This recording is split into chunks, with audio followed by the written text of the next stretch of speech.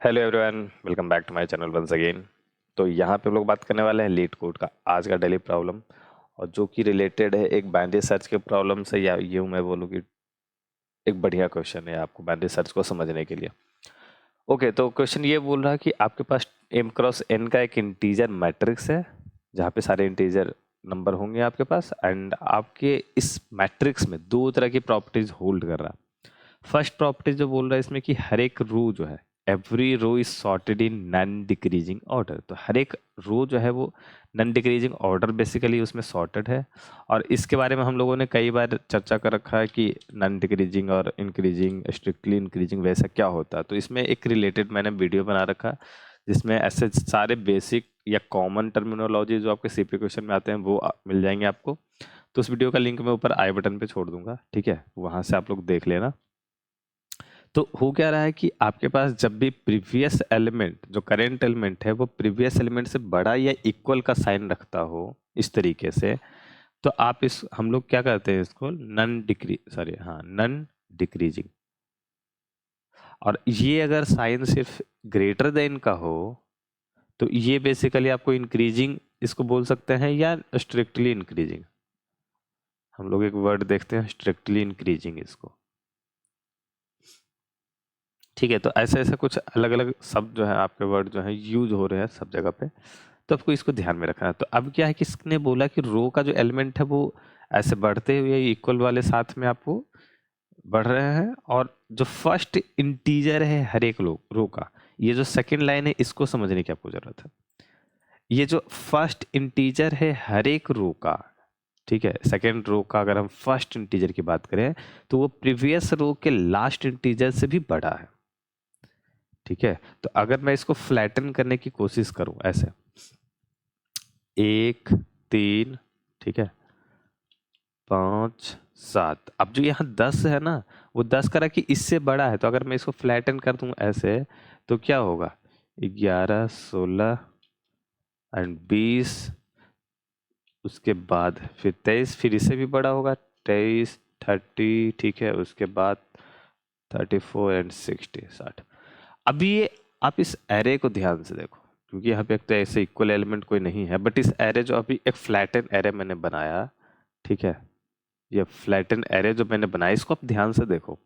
इसमें हो क्या रहा है, यहाँ तक अगर आप देखो तो फर्स्ट रो का था, उसके बाद के यहाँ तक सेकंड रो का है, लेकिन जब हम इसको फ्लैटन कर रहे हैं तो ये ओवरऑल ओवरऑल जो एरे है ये क्या हो गया, ये सॉर्टेड हो गया, ठीक। अब कहोगे सॉर्टेड होने का फायदा क्या है, मतलब हम लोग इस पे चर्चा क्यों कर रहे हैं।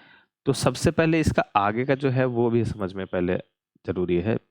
इसमें क्या बोला कि आपके पास एक इंटीजर एरे, एक इंटीजर टारगेट है जिसको आपको सर्च करना है उसमें, और अगर वो मिल जाता है तो ट्रू, अदरवाइज फॉल्स आपको रिटर्न करना है। और आपकी जो कॉम्प्लेक्सिटी होनी चाहिए सॉल्यूशन की, वो big O of log of m into n. मतलब अगर हम इस पूरे एरे को हम ऐसे कर दिए, फ्लैटन कर दिए, तो अब इसमें नंबर ऑफ एलिमेंट कितने हैं, m इंटू एन। और इसको अगर हम मान लो m डैश मान लेते हैं, तो कॉम्प्लेक्सिटी क्या बोल रहा है कि log ऑफ m डैश होना चाहिए। और ये सिंपल सिंपल आपको बता रहा है बाइनरी सर्च। अब डायरेक्ट कहोगे बाइनरी सर्च आपने लिख दिया, ऐसे कैसे।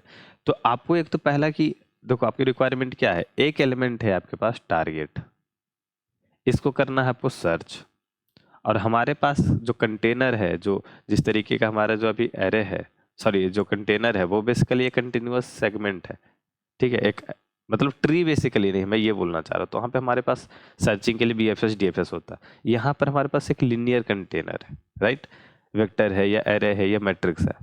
तो इस रूप में हमारे पास सर्चिंग के लिए दो ऑप्शन, एक आपका बाइनरी सर्च, या मैं बाइनरी सर्च को बाद में लिखूं, इसके पहले जो आते हैं, ठीक है, ये लीनियर सर्च है आपका, और ये इसके बाद आपके पास है बाइनरी सर्च। अब दो ऑप्शन है, ठीक है। अगर आप इसके कंस्टेंट, इस क्वेश्चन के कंस्टेंट को ध्यान से देखो तो इसमें कुछ नहीं है, m और n की जो वैल्यू है वो बहुत छोटी है, और ये तो आपको बेसिकली आपको डेटा टाइप चूज करने में हेल्प कर रहा है। तो ये आपको इंटीजर बता रहा है, और ये कह रहा है कि आप तो इसको ब्रूट फोर्स अप्रोच में सीधे जाओ, पूरे मैट्रिक्स को आप सर्च कर लो, कोई दिक्कत नहीं होगी, TLE नहीं आएगा। बट पॉइंट ये है कि जो आपका बेस्ट अप्रोच है यहाँ पे, जो आपसे पूछा जा रहा है, क्योंकि उसी वजह से इस क्वेश्चन को आपको लग रहा है कि मीडियम लेवल में रखा है। अदरवाइज इस क्वेश्चन को मीडियम लेवल में रखने की जगह नहीं थी, अगर हम इस लाइन को हटा देते हैं। ठीक है, तो आपको इस पॉइंट पे सोचने की जरूरत है। अगर आप इसको डायरेक्टली वो कर रहे हो तो आप थोड़ा सा यहाँ पर मतलब काइंड ऑफ कामचोरी या मतलब उस पर डीप नहीं सोचना चाह रहे हो, बट मैं रेकमेंड करूंगा कि आप वैसा करो। ठीक है, आप सोचो पहले, नहीं समझ में आ रहा है तो आप एक बार बना लो। ठीक है, आपको जैसे कॉइन लेना है, यहाँ पे पॉइंट लेना, वो कर लो आप, बट इस पे आराम से बैठ के इस पे सोचना बहुत जरूरी है कि ये वाला क्वेश्चन इस कॉम्प्लेक्सिटी में कैसे बनेगा। ठीक है, चलो, तब हमारे पास सर्चिंग के लिए दो एल्गोरिदम, लीनियर सर्च और बाइनरी सर्च। इसकी अगर हम कॉम्प्लेक्सिटी की बात करें तो बिग O ऑफ n, और इसकी कॉम्प्लेक्सिटी की बात करें तो big O of log of n। ठीक, तो अब जाहिर सी बात है, ये सब समझ के, ये सब देख कर हमें क्या पता चल रहा है कि हमारे पास बाइनरी सर्च का ऑपरेशन यहाँ पे लगाना है हमें। और बाइनरी सर्च अब लगाना कैसे है, तो ये अब जो आपका कॉम्प्लेक्सिटी लिखा था कि log of m cross n पे हो, मतलब कि ये पूरा का पूरा एक फ्लैटन एरे काइंड ऑफ पे लेना है। ठीक है, अब इसमें भी दो तरीके हो जाएंगे। अब ये मैंने बोल दिया तो हो सकता है किसी ने चलो समझ में आ गया कि चलो एक फ्लैटन एरे बनाकर हम ये करते हैं। तो एक बंदे ने, लेट्स सपोज एक बंदे ने ऐसा कर दिया कि एक वेक्टर एक नया बनाया और उसमें 100 गुने 100 जो भी एलिमेंट है ऐसे ऐड कर दिया। अब इस पे बाइनरी सर्च लगा दिया। ठीक है, तो उस केस में क्या होगा, टाइम कॉम्प्लेक्सिटी जो होगा वो आपका रीच कर जाएगा big O of m cross n, लेकिन आपके पास एक space complexity big O of m cross n का आ जाएगा। ठीक है, तो इससे इससे इसके जगह पर भी एक और उपाय मैं बताता हूं। आपको इस एरे को नहीं बनाना, जो फ्लैटन एरे की बात मैं कर रहा हूँ वो समझाने के बेसिस पे मैं आपको बोल रहा हूँ कि ऐसा कुछ है, बट इस एरे को बनाना नहीं है। इस मैट्रिक्स को ही इस तरीके से चेक करना है कि वो इस फ्लैटन एरे के जैसा बिहेव करने लग जाए। मतलब हमारा सारा ऑपरेशन जो होगा वो मैट्रिक्स पे ही होगा। बाइनरी सर्च में क्या है, आपको एक इंडेक्स मिड चाहिए और उस पर सर्च करना है कि हाँ भाई ये मिड के साथ ये बड़ा है, ये टारगेट छोटा, अगर छोटा है तो इधर जाएंगे, अब टारगेट है बड़ा है तो उधर जाएंगे। समझ रहे हो, तो उस चीज के लिए हम मैट्रिक्स पे भी कर सकते हैं। उसके लिए हम big O of m cross n का जो एक्स्ट्रा स्पेस हम ये नहीं लेंगे, तो इसको अगर हम छोड़ देंगे तो हमारा टाइम कॉम्प्लेक्सिटी सिर्फ रह जाएगा big O of m cross n, और स्पेस कॉम्प्लेक्सिटी की अगर हम बात करें तो बिग O ऑफ 1 में आ जाएगा। अब हम लोग उसको कैसे करते हैं वो समझो। ये आपका मैट्रिक्स है। ठीक है, ये आपका मैट्रिक्स है, बड़ा ही बन गया, कोई नहीं, तो बस पॉइंट समझना है, उसकी बात हम लोग करेंगे। उसके बाद मैं फिर डायरेक्ट आपको कोड दिखाऊंगा। तो यहाँ पे स्टार्टिंग इंडेक्स मैट्रिक्स है, राइट। तो मैंने क्या बोला कि ये स्टार्टिंग इंडेक्स है और यहाँ से यहाँ तक आना है। अब यहाँ पे मैट्रिक्स में हम लोग बात करते हैं तो 0 0 से आते हैं, शुरू होता है, और ये हो जाएगा आपका m-1 n-1। ठीक है ना, अगर हम जीरो बेस्ड इंडेक्सिंग समझ रहे हो तो ऐसा कुछ इंडेक्सिंग होगा, बट इसको हम एज ए एरे ट्रीट कर रहे हैं, तो हमने इस इंडेक्सिंग को गोली मार दिया। चलो हटो, तुम यहाँ से हटाओ, ये इंडेक्स खत्म। अब यहाँ पे हमने बोला कि ये एरे है, तो 0 1 2 3 4 5 6 7, बस इसके जो मतलब हम समझने के लिए ही बस बोल रहा है, ऐसा है कि चेंज कुछ नहीं हो रहा। हम लोग यहाँ पे मैथमेटिकल फार्मूला के सब तरह यूज करेंगे फिर इस सब में। अब देखो ऐसा, ठीक है। अब क्या हुआ, ये यहां से हमने इंडेक्सिंग एज एरे जैसा किया, जीरो बेस्ड इंडेक्सिंग।